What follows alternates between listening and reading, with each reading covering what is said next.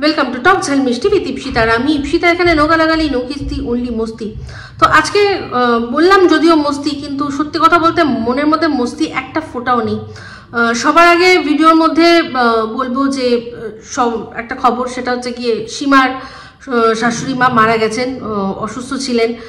তার জন্য ওনার আত্মার শান্তি কামনা করছি। অবশ্যই সীমার সাথে ফোনে কথা হয়েছে, ওর সাথে কথা বলেছি, কিন্তু এখানে আবারও একবার আমি তো করছি, আপনারাও আমার দর্শকরা যারা আছেন তারা সীমার স্বর্গত শাশুড়ি মার জন্য আত্মার শান্তি কামনা করবেন। তো তারপর আসি, যেটা জঘন্য ঘটনা, মানে জঘন্য ওয়ার্ডটাও এই ঘটনার কাছে ছোট হয়ে যাবে, কারণ একজন মা, কিলার মাদার, ঘটনাটা যে খবরটা শুনলাম তাতে বলাই হচ্ছে কিলার মাদারের সাথে কিলার ওয়ার্ডটা সত্যি বলছি শুনলে বারবার চমকে যায়। কিন্তু এই ঘটনা আজকের এরকম বিচ্ছিন্ন ঘটনা মাঝে মাঝেই হয়।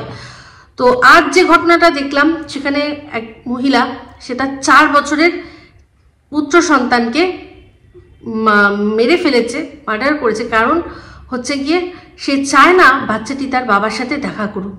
মানে ভাবতে পারছেন, মানে এটা কিরকম ধরনের মানসিকতা থেকে হতে পারে যে সন্তানকে তার বাবার সাথে দেখা করতে দেব না, আমি পাচ্ছি না। কোর্ট থেকে হয়তো ওদের ডিভোর্স, মানে হাজব্যান্ড ওয়াইফের মধ্যে রিলেশন ভালো ছিল না, তারা ডিভোর্স ফাইল করেছে, ডিভোর্সটার মধ্যে চলছে, প্রসেসটা অনগোয়িং চলছে।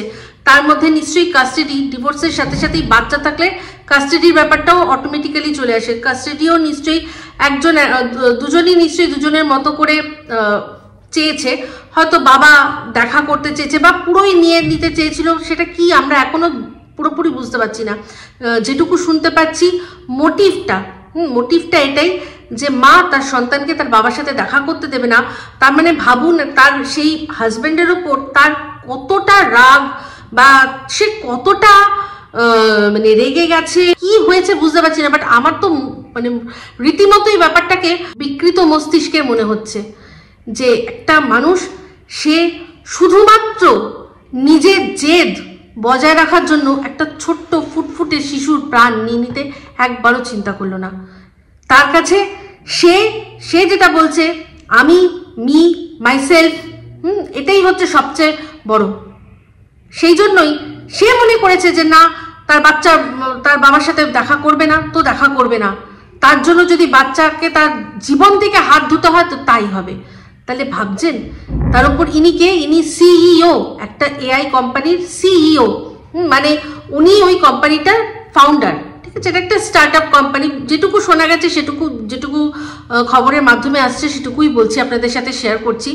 তো আমার বক্তব্য এটাই যে একটা সিইও কোম্পানি, মানে যে একটা কোম্পানি দাঁড় করিয়েছে, একটা কোম্পানিকে মানে তৈরি করেছে, তার মানে তার পেটে একটু তো বিদ্যা আছে। তার উপর এআই, যে জিনিসটা এখন একদম নতুন, এই এআই এর কনসেপ্টটাই আমরা ভালো করে অনেকেই জানি না। এআই মানে আর্টিফিশিয়াল ইন্টেলিজেন্স, তাই তো? তো সেই রকম একটা কোম্পানি, সেই কোম্পানির সিইও মানে একটা নতুন কোনো কনসেপ্ট সে অ্যাডপ্ট করে সেটা দিয়ে ইনকাম করতে চাইছে। তার মানে এর পেটে যথেষ্ট বিদ্যা আছে, পুঁথিগত বিদ্যা যথেষ্ট আছে। তার মানে টাকা পয়সার এর কোনো প্রবলেম নেই। এরকম নয় যে তার কোম্পানি ডুবে যাচ্ছে, সে কি করবে, ফ্রাস্ট্রেটেড হয়ে যাচ্ছে, সেরকমও কোনো ব্যাপার নয়। কারণ যার পেটে এত বিদ্যে, তার যদি কোম্পানি ডুবেও যায়, সে ওই রকমই ইকুইভ্যালেন্ট দারুণ একটা চাকরি পেয়ে যেতে পারে। তার মানে টাকা পয়সার কোনো প্রবলেম নেই। অনেক মা এরকম হয়েছে যে সন্তানকে খেতে দিতে পারছে না, তিলে তিলে বাচ্চাটা শেষ হয়ে যাবে, তার আগে তারা দুজনেই, মা সন্তান দুজনেই নিজেকে শেষ করে দিয়েছে। সেটা একটা আলাদা ব্যাপার। আমাদের দেশে এরকমও শোনা গেছে যে বাচ্চা খেতে পাচ্ছে না, মা খেতে পাচ্ছে না, সেই বাচ্চাকে বিক্রি করে দিয়েছে কারোর কাছে, যে যাক আমি 2 পয়সা পাবো, আর বাচ্চাটাকে বিক্রি করে দিলে যার কাছে যাবে অন্তত খেয়ে পড়ে তো থাকতে পারবে, না খেয়ে তো মরবে না। এই রকম মোটিভ আছে। প্রচুর নানান ধরনের মা আমরা দেখেছি। সেখানে শুধুমাত্র যা বোঝা যাচ্ছে, নিজের জেদ রক্ষা করার জন্য একটা প্রাণ বলি দিয়ে দিল। তো গোয়ার যে হোটেলে ছিল সেই হোটেলের ম্যানেজার পুলিশকে ফোন করে, আর সেই ফোনের জেরে পুলিশ উনি যে গাড়িতে যাচ্ছিল সেই গাড়ি আটক করে সার্চ করে একটা ব্যাগের ভেতর থেকে বাচ্চার মৃতদেহ উদ্ধার করে। মানে ভাবছেন, উনি ব্যাঙ্গালোরের বাসিন্দা, গোয়ায় গেছে বাচ্চাকে নিয়ে। কি বলে নিয়ে গেছে বাচ্চাকে? ভ্যাকেশনে যাচ্ছি না, ছুটি কাটাতে যাচ্ছি। সেই বাচ্চাকে সেই মা কিভাবে মেরেছে বলে মনে হয়? যদিও পুরোপুরি এখনো পোস্টমর্টেম রিপোর্ট আসেনি, তাই বলা যাচ্ছে না। যতদূর মনে হচ্ছে হয়তো গলা টলা টিপে। ভাবুন তো ওই বাচ্চাটার মনের মধ্যে কি হচ্ছিল। মা, নিজের মা ভাবতে পারে বাচ্চাকে হয়তো চটথাপ্পড় অনেক সময় অনেক মারাই দেয়, বাবারাই দেয়, কিন্তু একটা মা যতক্ষণ না বাচ্চাটা শেষ হয়ে যাচ্ছে, বন্ধ হয়ে যাচ্ছে তার নিঃশ্বাস, ততক্ষণ অবধি তাকে ছাড়ছে না। যেভাবেই হোক তাকে তার শেষ নিঃশ্বাসটা কেড়ে নিচ্ছে। সেই বাচ্চাটার চোখে সেই মাটার কি রূপ ছেপেছিল ভাবলেই অবাক লাগে। তার মানে ইনি কত বড় ক্রিমিনাল মাইন্ডেড যে উনি নিজের বাড়ি থেকে বাচ্চাকে গোয়াতে নিয়ে গিয়ে তারপর বাচ্চাকে হত্যা করলো। এবার এর মধ্যে ইনভেস্টিগেশনে নানান রকম অ্যাঙ্গেল আসবে। গোয়ায় ওরা দুজনেই ছিল নাকি ওদের সাথে কেউ আরও ছিল, সমস্ত কিছু আসবে। তো সেই সব যখন আসবে তখনই আমরা বলতে পারবো, কিন্তু এখন আন্দাজ করতে পারি হয়তো কেউ ছিল, কেউ হয়তো আসতেই পারে, মেবি ওর বাবাও আসতে পারে, অনেক কিছুই হতে পারে, তাই না? আমরা তো সব আন্দাজ করতে পারি, সেরকম তো ভাবে বলতে পারি না। তাহলে বুঝুন, বাচ্চাকে বেড়াতে নিয়ে যাওয়ার নাম করে মা যখন বাচ্চাকে শেষ করে দিচ্ছিল, সেই বাচ্চাটার মনের মধ্যে কি ছিল ভাবলেই খারাপ লাগে। তো এই হচ্ছে আমি ঘটনাটা ছোট করে আপনাদের সাথে শেয়ার করলাম। আরও ভেতরে কি ঘটনা কি আছে সেটা তো আস্তে আস্তে ক্রমশ প্রকাশ্য। যেগুলো মানে দুজনে হাজব্যান্ড ওয়াইফের মধ্যে অশান্তির কারণ কি ছিল সেটা জানতে হবে। তো যাই হোক, আরও দুঃখজনক ব্যাপার যে এই মেয়েটি অ্যাকচুয়ালি ওয়েস্ট বেঙ্গলের মেয়ে, মানে একজন বাঙালি মেয়ে, যার কিনা কর্ণাটকায় বিয়ে হয়েছিল। তো ভাবুন, একটা বাঙালি মেয়ে, আমাদেরই ওয়েস্ট বেঙ্গলেরই মেয়ে, সেই মেয়েটা আজকে এরকম জায়গায় পৌঁছে গেল যে কিনা নিজের জেদ রক্ষার্থে তার নিজের সন্তানকে, নারী ছেঁড়া বলি না আমরা, নারী ছেঁড়া টান, কি অবস্থা! আমি যতবার ভাবছি ততবার আমার গায়ে কাঁটা দিয়ে উঠছে যে কি করে পারে। তো এই হচ্ছে ব্যাপার। আজকের ডেটে সম্পর্ক এমন একটা জায়গায় গিয়ে দাঁড়িয়েছে, সেখানে লোকে কিছু চিন্তা করছে না যে কি হবে না হবে। আগে তারা নিজেদের জেদ রক্ষার্থে একটা এরকম ধরনের ডিসিশন নিয়ে নিচ্ছে। তো দুঃখজনক তো বটে। এই এখন দেখুন, এখন আমাদের ওয়াইটিতেই এমন একটা ঘটনা দেখছি যেগুলো হচ্ছে হাজব্যান্ড ওয়াইফের মধ্যে টানাপোড়েন। সেই প্রত্যেকটা টানাপোড়েনের মধ্যে আমি বলেছি না যে কিছুই না, শুধু বাচ্চাগুলো পিষে যায়।